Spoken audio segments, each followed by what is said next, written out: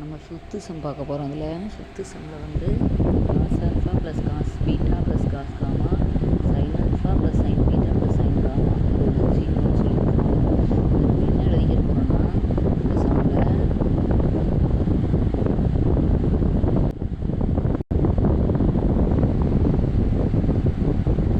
ஏக்கு பதிலாக நம்ம ஆல்ஃபா பீட்டான்னு வச்சதுனால காஸ் ஆல்ஃபா போலார் ஃபார்மில் எழுதிக்கிறோம் ப்ளஸ் ஐ சைன் ஆல்ஃபா. அதே மாதிரி B is equal to cos beta. இப்போ பிசியை இந்த மாதிரி எழுதிக்கிறேன் cos gamma plus i sign.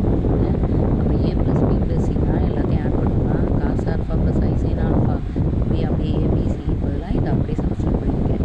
இப்போ என்ன பண்ணேன்னா இது சும்மா சிம்பிளஸ்ட் ஃபார்முலாக அந்த ஏபிசி போடுறேன்.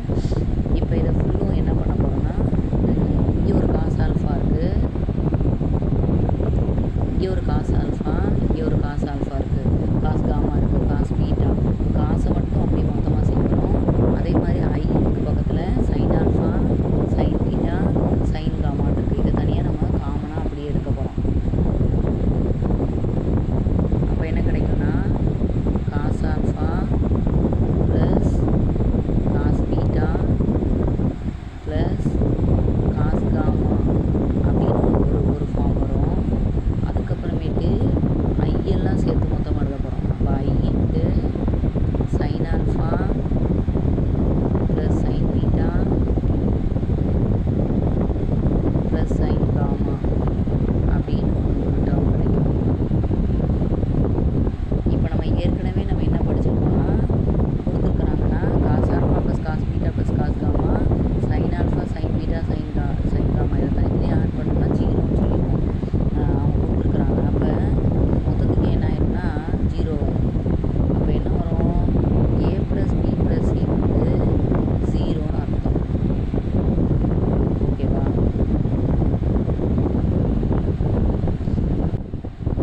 இப்போ பாருங்கள், இப்போ நமக்கு A plus B plus C zero. அப்போ நம்ம சின்ன கிளாஸில் 9th ஸ்டாண்டர்டில் நினைக்கிறேன், 9th 10th படிச்சிருப்பீங்க. என்ன ஃபார்முலானா a cube plus b cube, a cube plus b cube plus c cube minus 3abc is equal to a plus B plus c into a square plus b square plus c square minus ab minus bc minus ca. இப்படி ஒரு formula படிச்சிருப்பீங்க. கொஞ்சம் recall பண்ணி பாருங்கள். அதாவது ஏன் இதை கொண்டுட்டு வரேன் அப்படின்னா எல்லாமே நமக்கு ஃபார்முலா வந்து காஸ் 3 ஆல்ஃபா 3 காஸ் அப்படின்னு இருக்குது. இந்த மாதிரி 3ன்னு இருக்கனால இதை மாற்றுறது 3 சம்மந்தப்பட்ட ஒரு ஃபார்முலா அப்படின்னா இந்த கியூபிக் டேர்மை எடுத்துக்கிறோம். இந்த ஃபார்முலாவை எடுத்துக்கிற போகிறோம். இப்போ ஏ ப்ளஸ் பி வந்து ப்ளஸ் சி மூணையும் ஆட் பண்ணோம்னா ஜீரோன்னு சொல்லிட்டாச்சு. அப்போ இந்த சைடு ஏ ப்ளஸ் பி ப்ளஸ் சி ஜீரோனா இது வந்து ஃபுல்லும் ஜீரோ ஆகிடுது. இது ஜீரோனா ஜீரோவோட எதை மல்டிப்ளை பண்ணாலும் ஜீரோ தான் வரும். அப்போ என்ன கிடைக்கும்னா நமக்கு லெஃப்ட் சைடு இருக்கிறது மட்டும்தான் அப்படியே வரும். ரைட் சைடு மொத்தத்துக்கே ஜீரோ ஆகிடுச்சு. அப்போது ஏ கியூ இப்படி கிடைக்கும். A cube plus b cube c cube minus 3abc is equal to zero. இப்போ இந்த 3abcயை ஈக்குவலுக்கு அங்கே கொண்டு போகிறோம். ஓகேவா? இப்போ a cube plus b cube plus c cube is equal to 3abc அப்படின்னு கிடைக்கும். இப்போ நான் ஏபிசிக்கு பதிலாக நம்ம எடுத்துருக்கோம் இல்லையா, லெட்னு சொல்லி நம்ம வச்சுருக்கோம் இல்லையா, அதை அப்படியே நான் இதில் சப்ஸ்டியூட் பண்ண போகிறேன். ஓகேவா? பாருங்கள், எனக்கு இந்த மாதிரி கிடைக்கும். அதாவது 3 into abc a cube plus b cube plus c கியூப்பை அப்படியே நான் சப்ஸ்டியூட் பண்ணுறேன். ஏன்னா நம்ம ஏக்கு பதிலாக cos alpha plus i sine alpha, பிக்கு பதிலாக cos beta plus i sine beta, சிக்கு பதிலாக cos gamma plus i sine gamma. இதை அப்படியே நான் இதில் சப்ஸ்டியூட் பண்ணி எழுதுறேன். அப்போ என்ன கிடைக்கும்னா இந்த ஸ்டெப் அப்படியே கிடச்சிடும். ஓகேவா? அதுக்கப்புறம் மட்டும் நம்ம என்ன செய்ய போகிறோம்னா அடுத்ததான் நம்ம படிக்க போகிறோம் டிமாவஸ் தியரம். இந்த டிமாவஸ் தியரம் என்னென்னா காம்ப்ளெக்ஸ் நம்பரை பொறுத்த வரைக்கும் பவரில் இருக்கிற டேர்மை டீட்டாவோட மட்டும் மல்டிப்ளை பண்ணி எழுதலாம். பவரில் இருக்கிற டேர்மை டீட்டாவோட மட்டும் மல்டிப்ளை பண்ணலாம். அப்போ இந்த ஹோல் கியூப்னு இருக்குது பார்த்தீங்களா, அதை வந்து ஆல்ஃபாவோட இப்படி எழுத போகிறோம். அப்போ என்ன கிடைக்கும்னா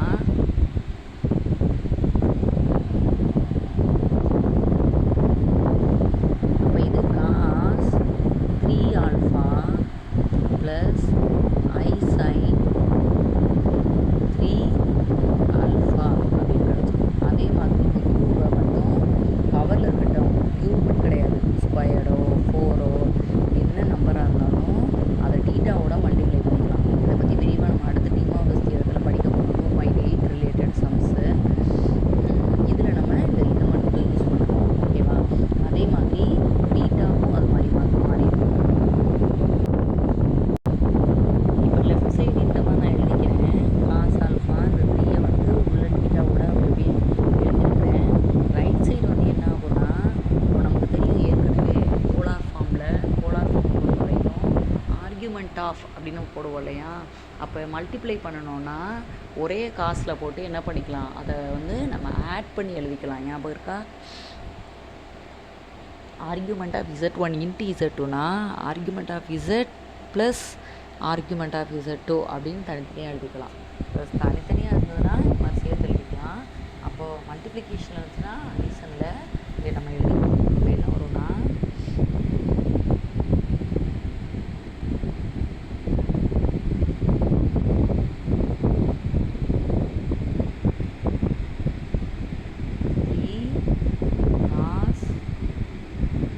எல்லாத்துக்கும் காமனாக இருக்கும். Cos alpha plus beta plus gamma அப்படின்னு வரும். அடுத்து plus i sine alpha plus beta plus gamma அப்படின்னு வரும். ஓகேவா? சி மட்டும் எல்லாத்துக்கும் காமனாக இருக்கும். இந்த மாதிரி மாறிடும். இப்போது ஈக்குவல் இந்த பக்கம் இருக்கிறத காஸ் 3 ஆல்ஃபா காஸ் 3 பீட்டாவை அதில் காசை மட்டும் தனியாக பிரிச்சுருது. அது எழுதணும்னா என்ன கிடைக்குன்னா, காசெல்லாம் தனியாக எழுதுகிறோம், சைன்லாம் தனியாக எழுதுகிறோம். அதாவது ரியல் பார்ட்லாம் தனியாக எழுதுகிறோம், இமேஜினரி பார்ட்லாம் தனியாக எழுதுகிறோம்.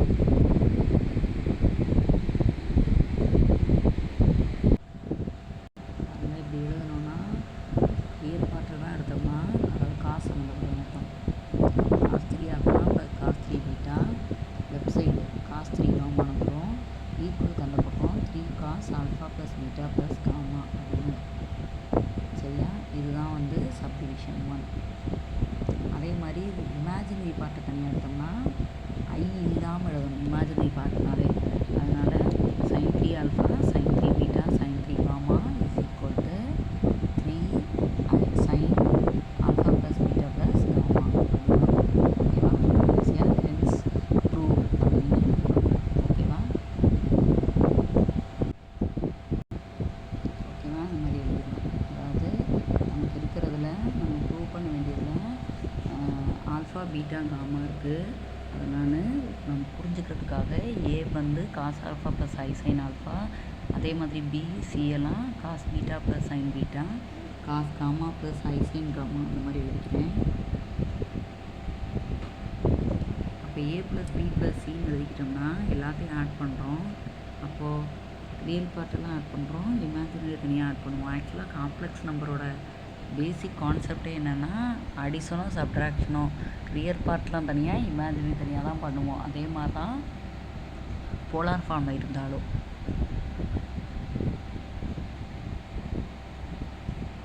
இப்போ நமக்கு தனித்தனியாக ஆட் பண்ணுறோம். அப்போ cos alpha plus cos beta plus cos gamma, அதே மாதிரி plus i sine alpha sine beta sine காமான்னு வரும். இப்போ cos alpha plus cos beta plus cos gamma sine alpha plus sine beta அது எல்லாமே ஜீரோன்னு அவங்க கொடுத்துருக்குறாங்க. சரியா? கொடுத்துருக்குறாங்க. அப்போ கொஷினில் இருக்கிற அத்தனையும் அப்படியே கரெக்டாக யூஸ் பண்ணுவோம். அதனால் நம்ம என்ன பண்ணுறோன்னா நமக்கு இங்கே 0 வந்துடும். அதாவது இது எல்லாம் ஜீரோவாக இருக்கனால 0 + I0 தான். அப்போ மொத்தத்துக்கே 0 ஆகிடும். அப்போனா A + B + C வந்து 0க்கு ஈக்குவல். இப்போ நம்ம 9th படித்த ஒரு ஃபார்முலாவே யூஸ் பண்ணுறோம். அல்ஜிப்ராவில் படிச்சிருப்பீங்க. a cube plus b cube plus c cube minus 3abc is equal to a plus b plus c, a squared plus b squared plus c squared minus ab minus bc minus ca. இந்த formula நல்லா ஞாபகம் வச்சுக்கோங்க. இந்த ஃபார்முலாவை இங்கே நான் apply பண்ண போகிறேன். இதில் a plus b plus c ஜீரோவாக இருந்தால் இந்த ப்ராக்கெட்டில் இருக்க எல்லாமே ஜீரோவாகிடும். அப்போனா a cube plus b cube plus c cube minus 3abc is equal to 0. அப்போது அந்த மைனஸ் 3abcயை ஈக்குவலுக்கு அந்த பக்கம் கொண்டு போனால் ப்ளஸ் 3abc அப்படின்னு கிடைக்கும். அப்போ நமக்கு இப்போ நான் ஏபிசியை நான் என்ன எடுத்துக்கிட்டோமோ அதை நான் அப்படியே சப்ஸ்டியூட் பண்ண போகிறேன். இங்கே நான் எடுத்துக்கிட்டேன், முதல்ல நான் எடுத்து வச்சுருக்கேன் இல்லையா, அந்த டேர்மை அப்படியே சப்ஸ்டியூட் பண்ணுறேன். டிமார்கன்ஸ் தியரம் படி காம்ப்ளெக்ஸ் நம்பரை பொறுத்த வரைக்கும் பவரில் ஒரு டேர்ம் இருந்ததுன்னா, போலார் ஃபார்மில் இருக்கும்போது பவரில் ஒரு டேர்ம் இருந்ததுன்னா போலார் ஃபார்மில் அந்த ஆர்கியூமெண்ட், அதாவது டீட்டாவோட மட்டும் அந்த நம்பரை மல்டிப்ளை பண்ணிக்கலாம். பவரில் என்ன நம்பர் இருந்தாலும் அதே மாதிரி செய்யணும். அப்போ cos 3 alpha plus i sign 3 ஆல்ஃபான்னு வந்துடும். அதே மாதிரி பீட்டாக்கு காமாக்கு எழுதிடணும். அதே மாதிரி அந்த சைடு பார்த்திங்கன்னா ஆர்கியூமெண்ட்டை யூஸ் பண்ண போகிறோம். ஆர்கியூமெண்ட்டோட ஃபார்முலா போலார் ஃபார்மில் இருந்தாவே ஆர்கியூமெண்ட்டில் அந்த டீட்டாவை மட்டும் நம்ம என்ன பண்ணிக்கலாம்னா மல்டிப்ளிகேஷனில் இருந்தால் அடிஷனில் எழுதிக்கலாம். அதனால cos alpha plus beta plus gamma அப்படின்னு எழுதிக்கிறேன். ஓகேவா? இப்போ ரியல் பார்ட்டு தனியாக, இமேஜினரி பார்ட்டு தனியாக எழுதுகிறேன். அப்போ இங்கிட்டு இருக்க ரியல் பார்ட், அதாவது காஸ் சம்மந்தப்பட்டதெல்லாம் ரியல் பார்ட்டு, அடுத்த சைன் சம்மந்தப்பட்ட எல்லாமே இமேஜினரி பார்ட்டு. அது ரெண்டையும் தனித்தனியாக எடுத்துல வரும். எடுத்துலன்னா சப்டிவிஷன் 1 சப்டிவிஷன் 2 என்ன அவங்க ப்ரூவ் பண்ண சொன்னாங்களோ அந்த டேர்மே நம்ம ப்ரூவ் பண்ணிட்டோம். ஓகேவா? அவ்வளோதான். Hence proved.